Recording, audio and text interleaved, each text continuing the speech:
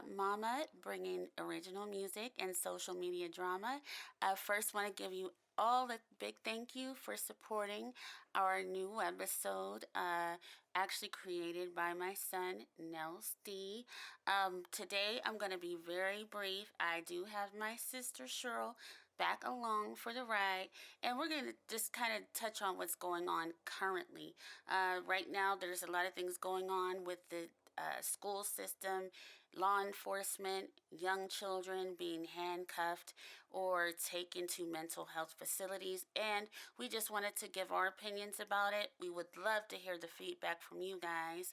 And I think we're going to get this going right away.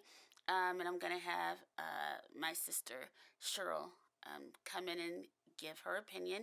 And we'll just use our verbiage back and forth.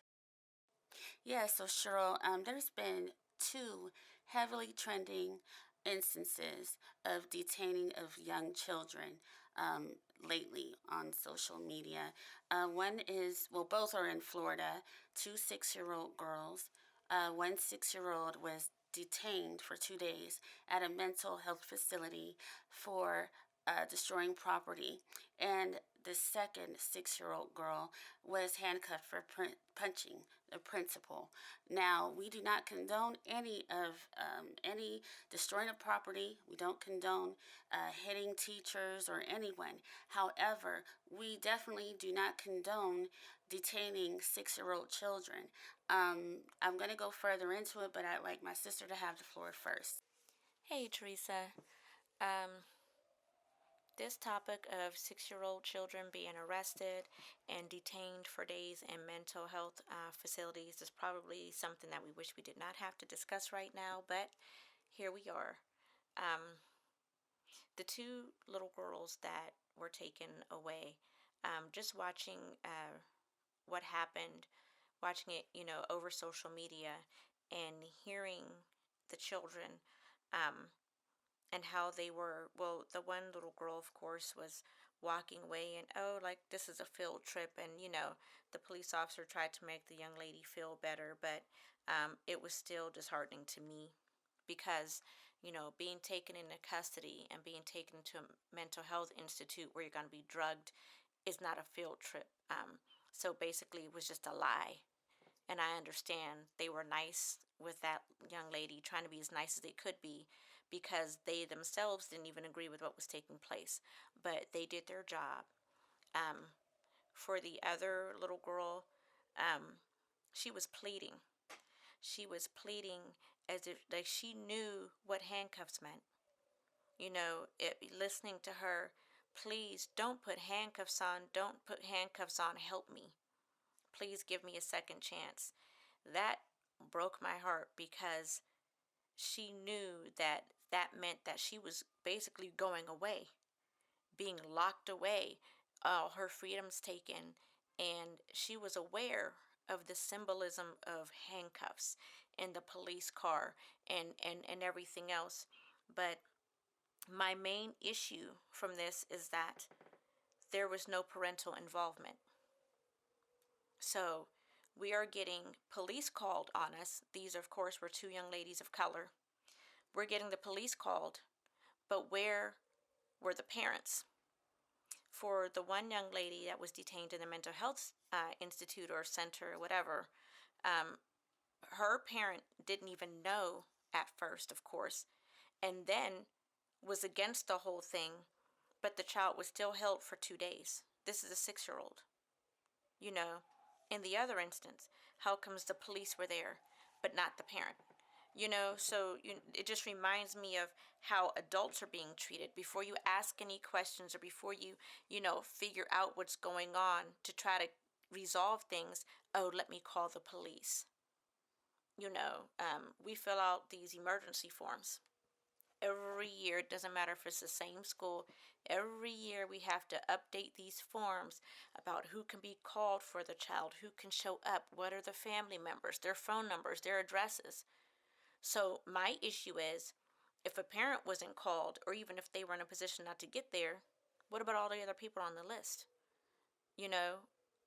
Why couldn't a parent be called to remove the children from the school? Why the police? what made it so urgent that you couldn't put the child somewhere and wait for a parent to come just like you waited for the police to come? And also, when we talk about this, we feel that the school is responsible for contacting the parent. We also feel that the parent is responsible for how their child behaves in school.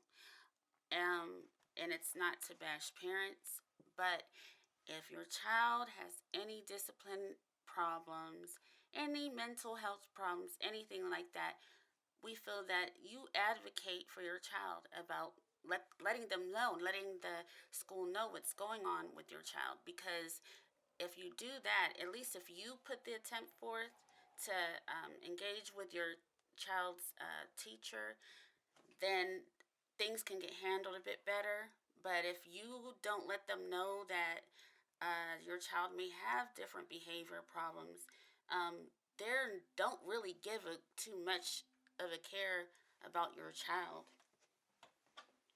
Um, And this is very true. I will add in um, that they really do need to know these things. Um, I don't know if these schools knew anything about the young ladies or anything like that, but just in general, you have to communicate things because they are going to have your children for a lot of hours out of the day. And I do have to say, being that I worked in education, it's very hard dealing with other people's children.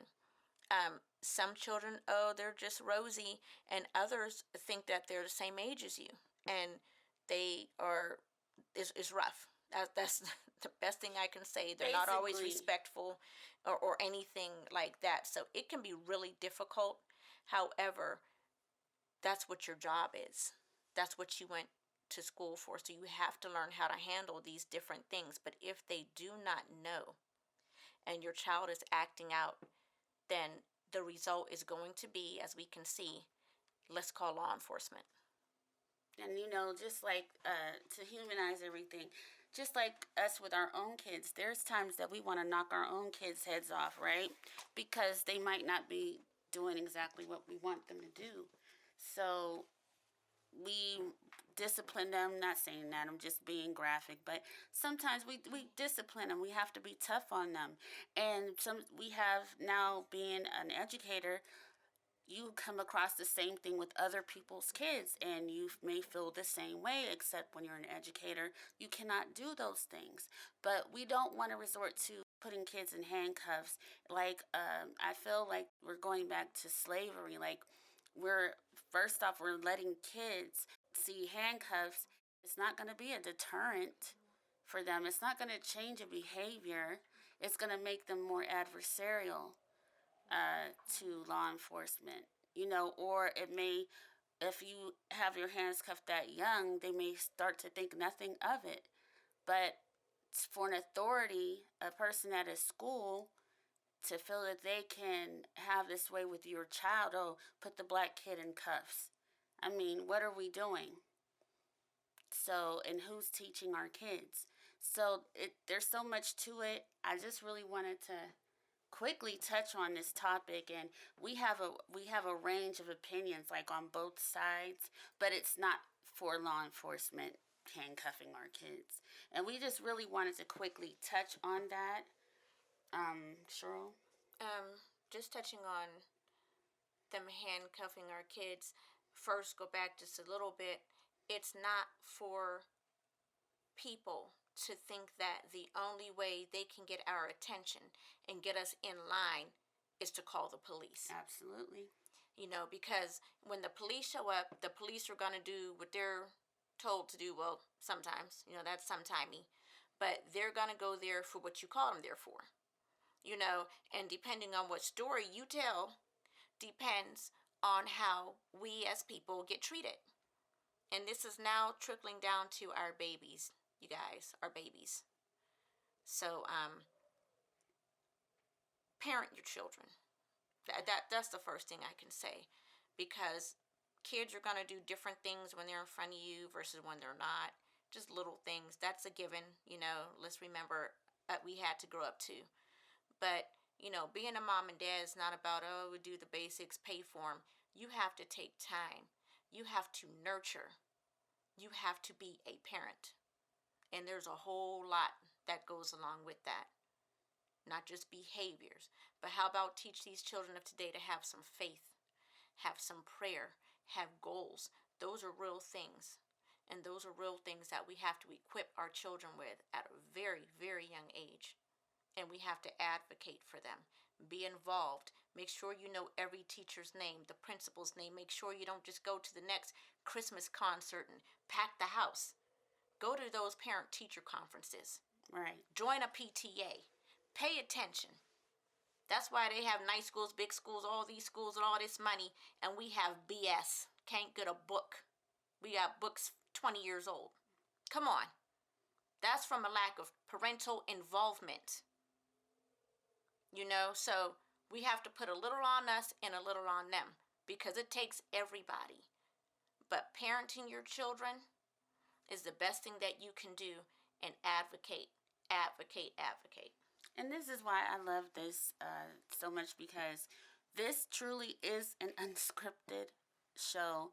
We really come off the top of our head. It is, when we're recording, it is live, so you may hear phones go off, you may hear a little shuffling and things like that, but we're just really speaking from the heart, and then we just want to share our opinions with you. But we would really love the feedback, because I know there's so many people that have opinions about this. Some people don't care. They think kids are so terrible that, so what, handcuff them. Who cares? They need to learn. But we gotta figure things out, because mentally a 6-year-old, their brain's not fully developed, and they don't need to be tortured like that in the long run. So, yeah, that was basically it in a nutshell. That's the show in a nutshell. So I just want to say thank you again to my sister Cheryl, my nephew Noah. He'll be back again with us soon. And this song, also produced by Nelse, is written by my niece Chanteera Blackshear. She goes by the name of Teera, and the song is called Why. See you next time on Hip Hop Mama. It's Teera. Your money, E.T. No Steve. It's 2014, I ain't think we still live this way. Got people killing people just because they look their way. Killing mothers, killing fathers, got them leaving behind their kids. Glass windows, metal bars, do you think you handle it? Blacks killing blacks, man, you know these white people love this shit. Our president's black, man, that shit means something to your kids. Man, that shit means something to your kids. Man, that shit means something to your kids.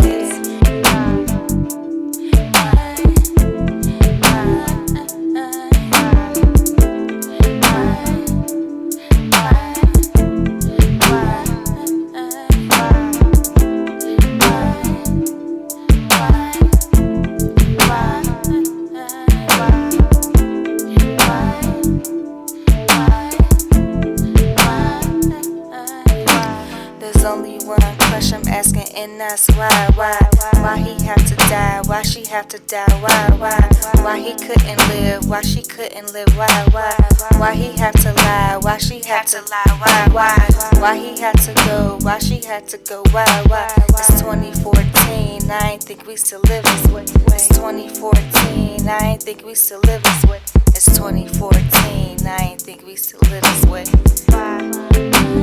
why?